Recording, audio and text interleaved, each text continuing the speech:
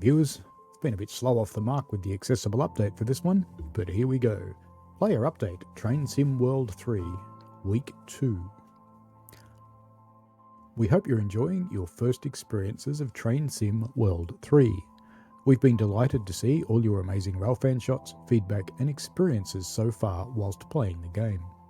As you can expect, our next roadmap at the start of October, we wanted to provide a quick update as to what we're doing to improve Train Sim World 3 over the coming weeks and months.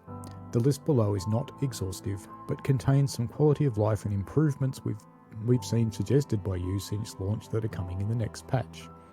As a quick note, the short-term improvements are already fixed and in a build, whereas the longer-term list are still in the investigation stage, so we cannot confirm timelines or that these will be released at this stage.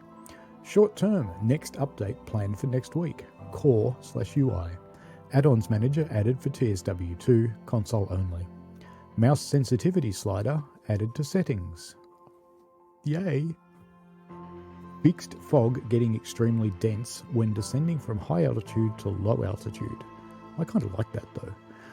Lightning will no longer strike under cover and will be at a greater distance from the player. Added option to return to the timetable menu after completing a service. Added scroll to last selected route button when back into the route selection menu. That's handy. Added a green tick to completed services in the timetable menu. For the routes, Castle Wurzburg. Added recovery from emergency brake tooltip on ICE1. Player can now select each length of ICE1 in the menu screen. Player can select each length of ICE1 in the game menu. It's kind of the same text, but anyway. Southeastern high speed, improved 375 audio, reduced rain audio when inside the cab with windows and doors shut. Traction motors should now be audible during deceleration. Class 66 coupler should now animate as expected. Class 465 tutorial can now be completed, meaning achievement can be unlocked. Added wheel blur to MFA wagons. Removed flashing in North Downs Tunnel. Cahoon Pass. Updated the training modules for the ES44C4 and the SD40-2 to allow players to achieve gold medals. Others.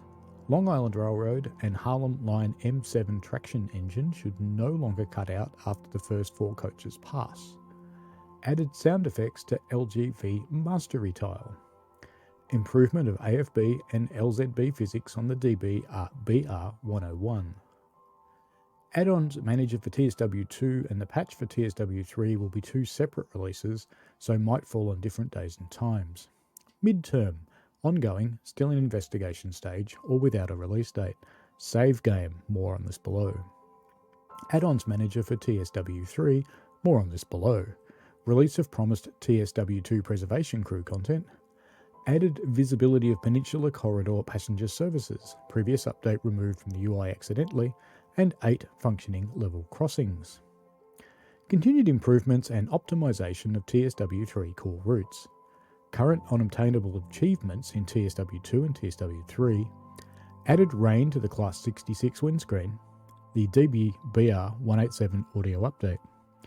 Note, if there's something not included in this list, it doesn't mean to say we're not investigating it, but these we've seen some discussion over. We'll have more information for you in October's roadmap. Save game, the big one.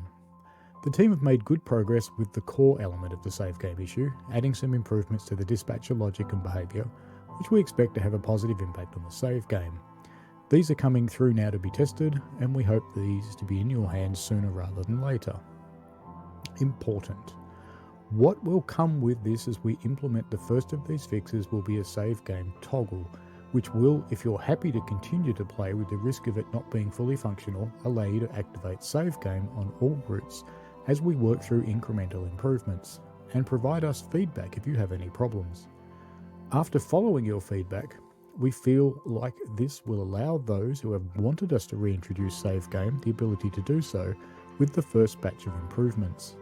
Once these initial updates have been tested and released, which we expect to have an impact across multiple routes in one go, we'll look to pinpoint particular routes and work on improving individual issues we can identify based on your feedback.